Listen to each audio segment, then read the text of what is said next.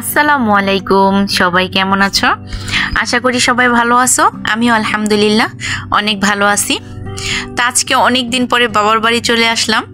এই যে দেখো, আমি আমার বাবার বাড়িতে আসছি বেড়াতে, পিঠা খেতে। আর আমার বাবার বাড়ির ঘর বাড়িগুলো কীরকম সেগুলো তোমাদের সাথে আজকে একটু শেয়ার করব। দেখো, একদম কাঠের, পিওর কাঠের ঘর। আর আমার শ্বশুর বাড়িতে এরকম ঘর নাই। আমার শ্বশুর বাড়ি ওইখানে সবারই মোটামুটি ইটের ঘর করা। তো আমার বাবার বাড়ির ঘরগুলো কেমন তোমরা অবশ্যই কমেন্ট করে জানাবে। আর আমাদের এই মুন্সিগঞ্জের ঘর বাড়িগুলো অনেকেই তোমরা পছন্দ করো। তো যাই হোক, এদিকে মা আমাদের জন্য কি কি রান্না বান্না করছে একটু তোমাদের দেখাই, তোমাদের সাথে শেয়ার করি।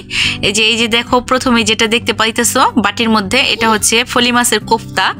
আর ফলি মাছের কোফতা রেসিপি মোটামুটি তোমরা অনেকেই জানো কিভাবে কোফতাটা করতে হয়। তো মা আজকে তার জামাইয়ের জন্য ফলি মাছের কোফতা করছে। আর এই ফলি মাছগুলো আমার আব্বা নদী থেকে, আমাদের জাগি থেকে পাইছে।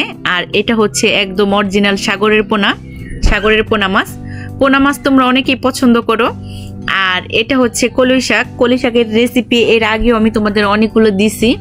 মা আজকে কলই শাক রান্না করছে। আর এটা হচ্ছে দেশি মুরগি দিয়ে লাউ দিয়ে একটা ঝোল করছে। তো দেশি মুরগির মাংসের মধ্যে লাউটা দিলে এইভাবে খেতে খুব ভালো লাগে। আর লাউটা আমরা পছন্দ করি, খাই। তবে সবচেয়ে স্পেশাল খাবার হচ্ছে এখানে কোফতাটা খুবই পছন্দ। আর রাতের বেলা দেখো আমরা এখানে কি পিঠা বানাইতেছি। তো আমার ছোট বোনের কলেজে আজকে পিঠা উৎসব, তো সেই জন্যই আমরা ছোট বোনকে পিঠা বানাই দিতেছি। আর তোমরা স্কিপ না করে পিঠাটা দেখো। আমি বলতে পারবো তোমরা অনেকেই পিঠাটা চিনো না বা এটার নামও জানো না। এটা লং পিঠা। আর এই পিঠার গোলাটা কিভাবে করছে সেটা আমি তোমাদের একটু পরে বলতাছি। দেখো, এখানে আমার বড় কাকি রুটিটা করে নিতেছে। আর এটা কিন্তু অবশ্যই কাই করা রুটি না। তো প্রথমে যে রুটিটা একদম পাতলা করে বেলে নিতে হবে। এই রুটিটা একদম পাতলা করে বেলে নিছে। এবার দেখো, এই রুটিটার মধ্যে আমরা কি দিই এটা একটু দেখো, দেখার বিষয়। রুটিটা দেখো একদম পাতলা করে বেলে দিছে। আর এদিকে আমার ছোট বোন এই রুটির পুরটার ভিতরে এই নারিকেল দিয়ে আর চিনি দিয়ে একটা করা হয়েছে নারিকেলের। তো এটা আমরা কাঁচা দেইনি, কাঁচা দিলে দেখা যায় পিঠাটা থাকবে না। আর পাক দিয়ে দিলে পিঠাটা দেখা যায় অনেকদিন সংরক্ষণ করা যায়। তোমরা এভাবে করে তোমরা অনেকদিন সংরক্ষণ করতে পারো। আর এটা পরোটার মতো উল্টাই দিয়া তারপরে এটার মধ্যে একটা লং, যেটাকে তোমরা চিনো দারচিনির মধ্যে যে লংটা থাকে, লংটা দিয়ে আটকাই দিতে হয়। এবার আমি তোমাদের বলি যে এটা কিভাবে এই প্রসেসিংটা করছে। এটা হচ্ছে ময়দা আর আটা সমান সমান দিয়ে তারপরে এর মধ্যে ডিম আর চিনিটা ব্লেন্ড করে দিছি। কারণ চিনিটা যদি আনাম দেওয়া হয় তাহলে এটার মধ্যে পানি ছেড়ে দেবে, যার কারণে চিনিটা ব্লেন্ড করে দিছি।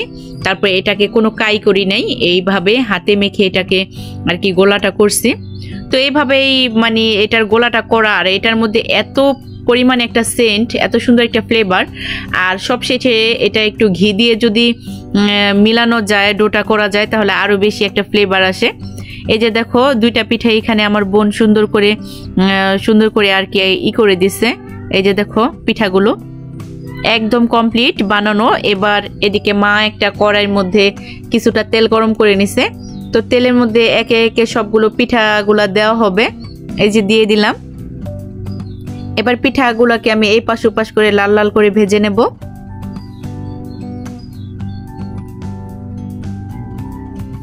এই যে দেখো, পিঠাগুলার এক পাশ ভাজা হয়ে গেছে। এবার মা আরেক পাশ উল্টে দিচ্ছে।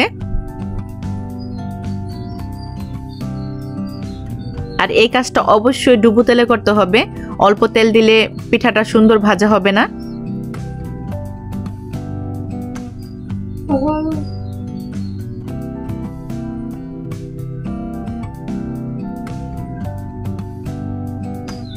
এই যে পিঠাগুলার এক পাশ উল্টে দেওয়া হয়েছে। এই যে দেখো, পিঠাগুলো একদম কমপ্লিট ভাজা হয়ে গেছে লাল লাল করে। এবার একটা পাত্রে তুলে নেওয়া হবে।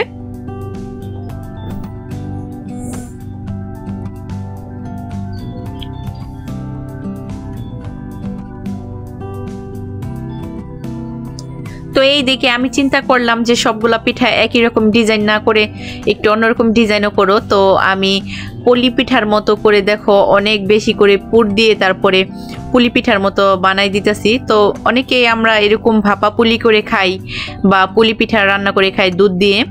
তো আমি আশা করি তোমরা এটা কেউই ট্রাই করে নাই, যেহেতু এটার গোলাটা একদমই অন্যরকম, কারণ এটা কাই করা গোলা না। আর এই গোলাটা আমি তো প্রথমেই বললাম যে ঘি, ডিম আর চিনি দিয়ে করা হয়েছে। তো আমি এরকম পুলি পিঠার শেপ দিয়ে ওরে কিছুটা বানাই দিতেছি, তাহলে 2 রকমের হবে। এই জন্য এই যে দেখো এরকম করে বানিয়ে দিলাম। তো তোমাদের বোঝার জন্য আমি আরো একটা পিঠা করে দেখাচ্ছি। এই যে দেখো, পুরটা একটু বেশি দিলে আর কি পিঠাটা দেখতে একদম ফুলকো ফুলকো লাগে আর দেখতেও সুন্দর লাগে।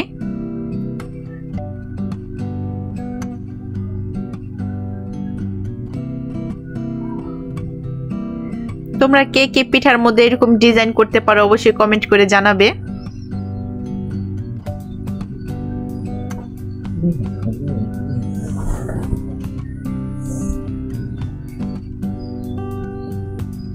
এই যে দেখো আরো একটা পিঠা আমি এরকম ডিজাইন করে নিছি।